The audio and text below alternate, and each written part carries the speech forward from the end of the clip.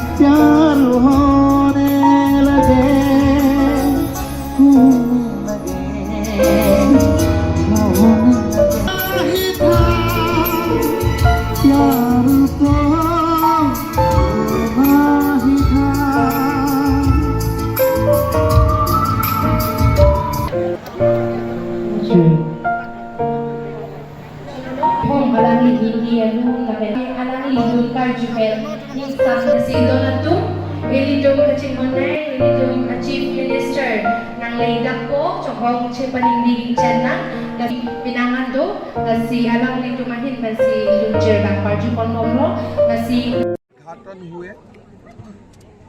ये सेंटर में लाइनेक, MRI, PAT city जैसा आधुनिक इक्विपमेंट्स मशीन रहेगा।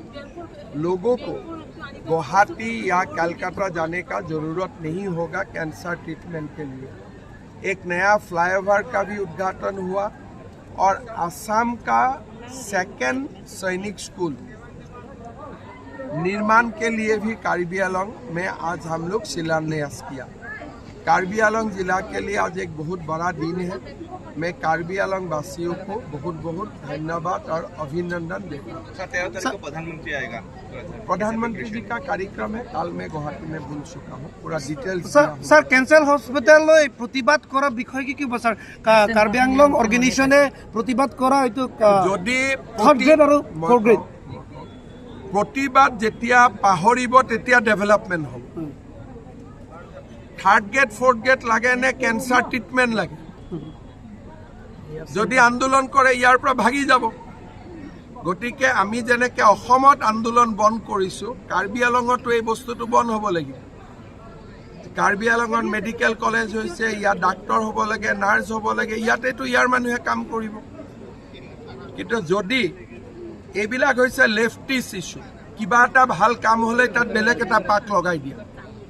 এইবিলাক কৰিলে কাৰ্বি আংলঙৰ মানুহে ক'ত যাব লাগিব? গুৱাহাটীত ট্ৰিটমেণ্ট ল'ব যাব লাগিব, 2 লাখ টকা খৰচ কৰিব লাগিব, হয় নহয়? গতিকে কাৰ্বি আংলঙত 700 কেঞ্চাৰ পেচেণ্ট আছে। আজি আমি তেওঁলোকৰ কথাহে চিন্তা কৰিব লাগিব। নাই তেখেতক প্ৰতিবাদ কৰাটো প্ৰতিবাদ কৰাটো ভাল নহয়, আৰু মই প্ৰতিবাদ ভাল নাপাওঁ, এইটো আপোনালোকে জানে। স্যাৰ 100% 200% হওক, কিন্তু প্ৰতিবাদ বস্তুটো মই ভাল নাপাওঁ, আৰু সেইটো নাই হোৱা কাৰণে অসমত আজি ইমান ডেভেলপ হৈছে। এইবিলাক কাঠাৰ ষ্টাইল হয়, আৰু এইটো ষ্টাইলত আমি নাথাকোঁ। ঠিক আছে, মোৰ এইবিলাকত ইণ্টাৰেষ্ট নাই। ডিফুত যদি এইবিলাক হৈ থাকে কোনো ইনষ্টিটিউট নাহিব, এনেই মানুহে ইয়াত কাম পাব। কোনে গুৱাহাটীৰ পৰা ইয়াত কাম কৰিব আহিব? ইয়াৰ মানুহে কাম পাব। মানুহেতো গুৱাহাটীত ইমান হস্পিটেল হৈছে, মানুহেতো গুৱাহাটীতে কাম কৰিব, তাৰ পৰাতো নাহে। কিন্তু অংকলজিষ্টটো বনাব লাগিব, হয় নহয়? সেইকাৰণে এইবিলাক আগত MLৰ দিনত, কাঠাৰৰ দিনত যিবিলাক আন্দোলন আছিল সেইবিলাক বন্ধ কৰিব লাগিব, যদি আমি কাৰ্বি আংলঙক ডেভেলপ কৰাব খোজোঁ। আজি তেখেতৰ মৃত্যুত মই গভীৰ শোক প্ৰকাশ কৰিছোঁ। তেখেত আমাৰ সকলোৰে পূজনীয় আছিলে। মই ইতিমধ্যে সামাজিক মাধ্যমৰ জৰিয়তে শোক প্ৰকাশ কৰিছোঁ, আৰু তেখেতৰ আত্মাই চিৰ শান্তি লাভ কৰক, তাৰ বাবে মই ভগৱানৰ ওচৰত প্ৰাৰ্থনা কৰিছোঁ। স্যাৰ শ্ৰীৰামপুৰ তিনিআলিত মানে সেই যিখন আপোনাৰ 4 লেনটো আজিলৈকে 3টা বছৰ ধৰি তাত গোটেই ধূলি, আৰু স্যাৰ LP স্কুল আছে, তাত চাৰ্জো আছে। LP school mid day meal ল'ৰা ছোৱালীবিলাকে ধূলি খাই অৱস্থা নাই। কথা কওঁ, ধূলিলৈকে মুখ্যমন্ত্ৰীয়েতো চাব নোৱাৰে। আপুনি স্থানীয় সমস্যা আছে, আপোনালোকে আলোচনা কৰি ল'ব। কিন্তু এজন মুখ্যমন্ত্ৰীৰ কাৰণে কোন জেগাত ধূলি হৈছে ইমানলৈকে চোৱাৰ কাৰণে মোক 100টামান চকু লাগিব, 200খনমান হাত লাগিব। স্যাৰ এটা প্ৰশ্ন স্যাৰ, বাদ পৰিবতো নোৱাৰে, বাদ ক'ৰ পৰা পৰিব? কিন্তু সকলোৱে যদি আশা কৰে তেতিয়া অৰুণোদয় 3 কোটি দিব লাগিব। আমি দিছোঁ 40 লাগে, হয় নহয়?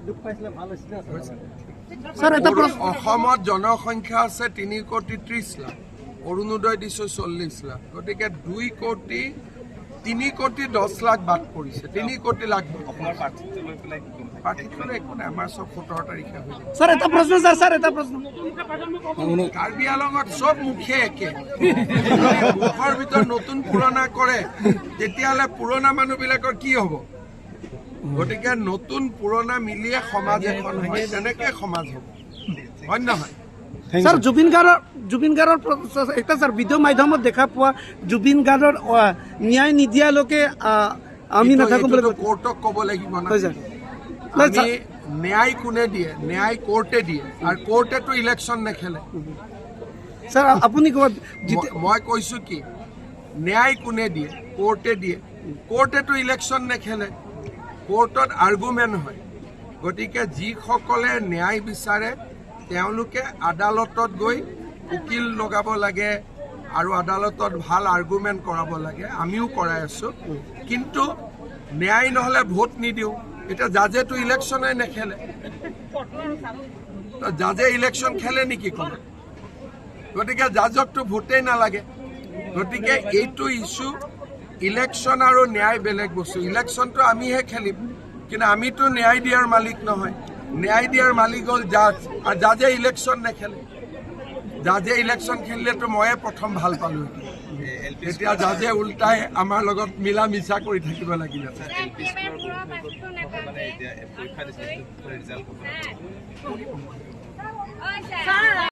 যেতিয়া মেডিকেল কলেজ হৈছিলে আৰু ইয়াত চিভিল হস্পিটেলখন বন্ধ হৈছিলে তেতিয়া মই ৰাইজক কৈছিলোঁ যে আমি ইয়াত এখন কেঞ্চাৰ হস্পিটেল নিৰ্মাণ কৰিম আজি প্ৰায় 270 crores rupees খৰচ কৰি আমি ইয়াত এখন কেঞ্চাৰ হস্পিটেল নিৰ্মাণ কৰি আজি আমি মুকলি কৰিলোঁ ইয়াতে ৰেডিয়েশ্যন অংকলজি সাৰ্জিকেল অংকলজি আৰু মেডিচিন অংকলজি তিনিওটা ডিচিপ্লিনতে আমাৰ চিকিৎসা কৰিব পৰা হ'ব ইয়াত সুন্দৰ ব্যৱস্থা ৰখা হৈছে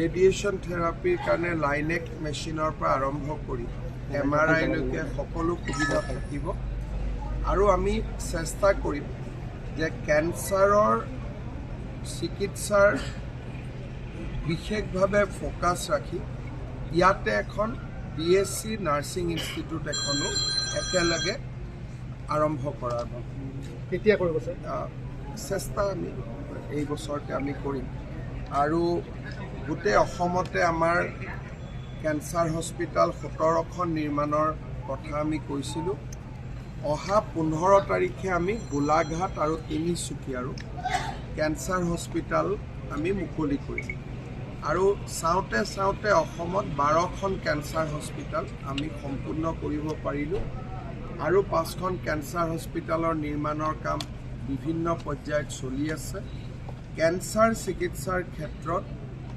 সমগ্ৰ দেশৰ ভিতৰতে আটাইতকৈ বেছি সুবিধা থকা ৰাজ্য হিচাপে অসমে আজি স্বীকৃতি পাইছে কাৰ্বি আংলঙৰ ডিফুত আজি দুটা খুব ভাবিব নোৱাৰা কাম হ'ল ডিফুত ফ্লাইঅভাৰ নিৰ্মাণ হ'ল প্ৰায় 200 crores ব্যয় কৰি তাক আজি আমি ৰাইজৰ বাবে মুকলি কৰি দিলোঁ কেঞ্চাৰ হস্পিটেল ৰাইজৰ বাবে মুকলি কৰি দিলোঁ এক প্ৰকাৰ ডিফুলৈকে এটা ভাবিব নোৱাৰা পৰিৱৰ্তন আহিলে অনাগত দিনত নিশ্চিতভাৱে আৰু আমাৰ কাম আছে আমি ইয়াত সৈনিক স্কুল এখনো হাতত ল'ম আজি তাৰো আধাৰশিলা হ'ব বহুবিলাক কাম আমাৰ কাৰ্বি আংলঙত হৈছে আৰু হোৱাৰ পথত মই কাৰ্বি আংলঙবাসী ৰাইজক বহুত বহুত অভিনন্দন জনাইছোঁ 5খন আসন আছে কাৰ্বি আংলঙত 5খন আসন আছে কি কেনেকুৱা হ'ব এই কামবিলাকেইতো ভোট দিব